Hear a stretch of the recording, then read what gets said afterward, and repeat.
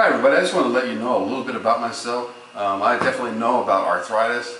I've been experiencing it for a little over 20 years. I had a massive injury. A little story about myself, I had 3 back surgeries and 3 knee surgeries. This is what's in my back. I still have 1 set in. They finally had to take 1 set out because it was giving me some problems. Titanium screws and plates. This is the titanium screws that came out of my right femur. I got a big chunk of cartilage in my knee, about that big around, is missing. So trust me, I get it. I know what pain is. I know as much as you guys do, probably more, and some of you may even know more than me. If you do, I feel sorry for you. Listen, how do we deal with these things? How does a doctor deal with it? Surgeries, and then what? Medications. What do medications do for us? Can medications solve arthritis? No, they can't. The medical industry to this day hasn't been able to solve arthritis. Now, here is just a kind of a snapshot here of what's going on with all the medications that I was on. I haven't taken any of these since June, about mid-June. So, you know, that's a pretty good mix. I'm going to show you a list of everything that I was on. I hope you guys can see this because I can't tell. But basically, this is what you take for pain and for muscle relaxing. This is what you take in the beginning. Now, I took this for almost 20 years. And what happens when you take it so long, it eats away at your stomach. Now, I woke up one morning and I started puking blood. And it went up that I had an ulcer, bleeding ulcer created from this stuff. Now, then I had to go to another doctor and he gave me this stuff. Funny, huh?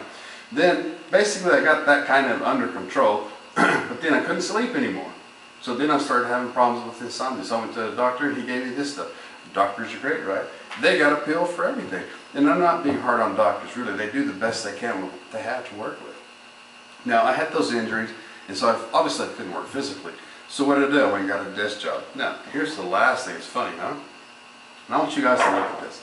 These are x-rays of my hands. This is this thumb. The cartilage is worn down.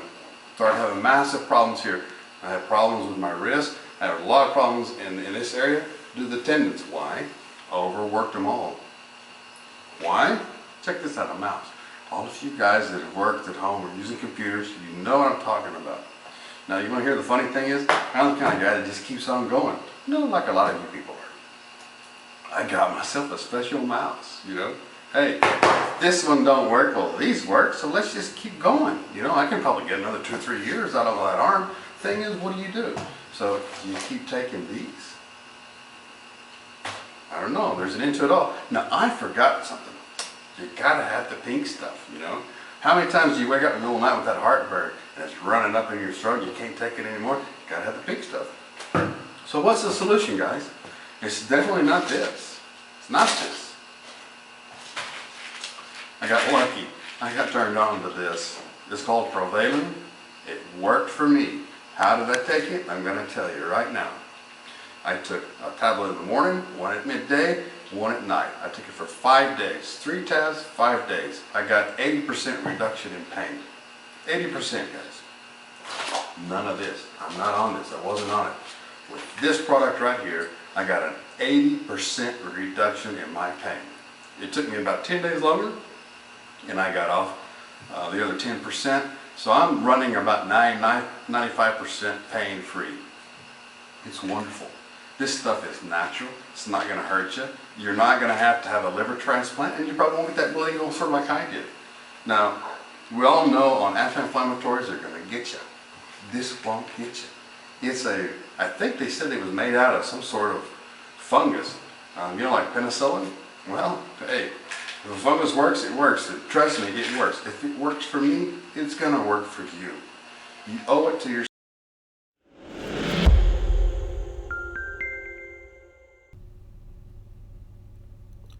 The Fruit Commission of Washington State, our largest cherry producer, can fund reviews cherry-picking studies on the anti-inflammatory effects of cherries in a petri dish and animal models, but what we need are human studies. For example, if you stuff the human equivalent of up to 1,000 cups of cherries down the throats of rats, it appears to have an anti-inflammatory effect, but we couldn't eat that many, and in fact, if we tried, it could end up badly. This is a case report of a poor guy who ate 500 cherries whole without spitting out the pits, which ended up fatally obstructing his colon. But we didn't have many human studies until now. Men and women were asked to eat about 45 cherries a day for a month. I wouldn't mind being part of that study. 25% drop in C-reactive protein levels, as well as an inflammatory protein with an inelegant acronym regulated on and activation normal, T-cell expressed and secreted. That's actually the name. As you can see, even a month after the study ended, there appeared to be residual anti-inflammatory benefit from the Cherry Fest. Now, these were all healthy people with low levels of inflammation to begin with, but the same was found in a follow-up study on folks with higher levels, a solid 20% drop in C-reactive protein, and a number of other markers for chronic inflammatory diseases. But how about trying out cherries on people who actually have a chronic inflammatory disease to see if they actually work? Well, back in 1950, in an obscure Texas medical journal, observations made by responsible physicians suggested that in a dozen patients with gout, eating half a pound of fresh or canned cherries helped prevent flares of gout, but it had never been seriously tested until now. Gout is an excruciatingly painful inflammatory arthritis caused by the crystallization of uric acid in our joints, affecting 8 million Americans. Such attacks cause tremendous pain, as famously captured in this caricature. Hundreds of gout sufferers studied, and cherry intake was associated with a 35% lower risk of gout attacks, with over half the risk gone at 3 servings, measured over a 2-day period, which comes out to be about 16 cherries a day. That's the kind of efficacy they saw with a low-purine diet. Uric acid is a breakdown product of purines. The same research group found that purine intake of animal origin increased the odds for recurrent gout attacks by nearly 5-fold. Heavy alcohol consumption isn't a good idea either. Now, there are some high-purine non-animal foods, like mushrooms and asparagus, but they found no significant link to plant sources of purines, so they recommended eliminating meat and seafood from the diet. That may decrease risk, and adding cherries on top may decrease risk of gout attacks even further. Same thing with the leading drug. Allopurinol works, but pills and produce appear to work even better. And dietary changes in cherries may be all many patients have, as doctors are hesitant to prescribe uric acid-lowering drugs like allopurinol due to rare but serious side effects, including the most feared of all drug side effects, Stevens-Johnson syndrome, which can detach our skin from our body. I will spare you the photos.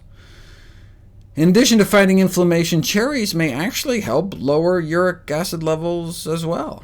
Within 5 hours of eating a big bowl of cherries, uric acid levels in the blood significantly drop.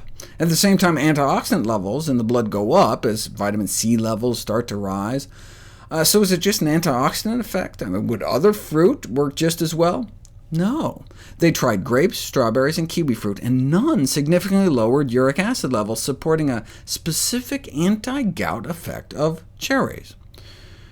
There are some new gout drugs out now, costing up to $2,000 per dose, and also carries a risk of toxicity that may be avoided by using non-pharmacological treatments or prevention in the first place. Given the potential harms and high costs, attention ought to be directed to dietary modification, reducing alcohol and meat intake, particularly sardines and organ meats, and hey,